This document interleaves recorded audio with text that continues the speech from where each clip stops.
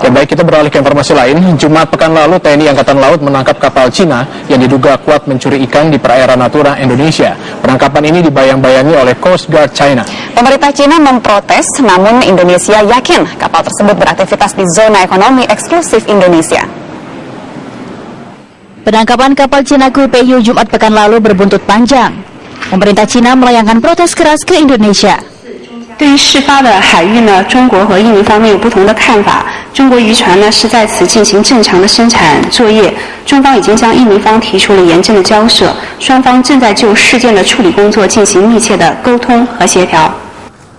Pemerintah Indonesia sendiri belum menerima protes itu, namun sudah menyiapkan jawaban atas keberatan Cina.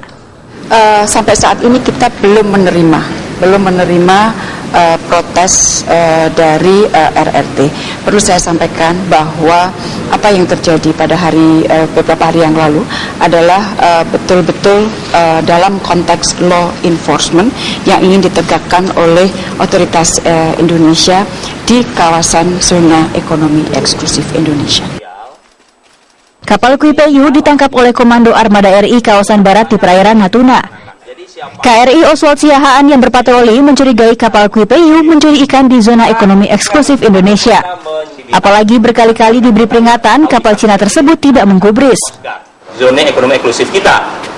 Jadi sebetulnya kita nggak ada permasalahan dan mereka juga mengakui, termasuk pernyataan bahwa ini adalah milik kita. Nah, pernah dengar kan? Tidak mengatakan ini milik Indonesia. Kalau ini milik Indonesia, otomatis rezim hukum UNCLOS ya ini yang kita mainkan. Oleh karena itu, kita melakukan penegakan hukum sesuai dengan hukum Indonesia dan hukum internasional. KRI Oswald Siahaan kemudian menggiring kapal Kuipeyu ke arah Ranai Natuna. Saat itu ada sebuah kapal Coast Guard Cina yang memantau dan mempertanyakan aksi tersebut. Kapal Kuipeyu dan 8 anak buah kapalnya kini diamankan Pangkalan Angkatan Laut Ranai Natuna.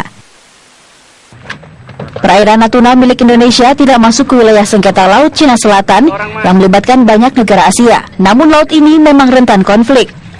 Sebelumnya, Maret lalu terjadi ketegangan dengan Coast Guard Cina di lokasi yang hampir sama. TNI Angkatan Laut terus menyiagakan pasukannya di kawasan ini. Pertengahan Mei lalu, jajaran Komando Armada Barat bahkan menggelar rapat di perairan Natuna. Di dalam KRI Slamet Riyadi, rapat membahas stabilitas dan keamanan di kawasan tersebut. Tim Liputan melaporkan untuk NET.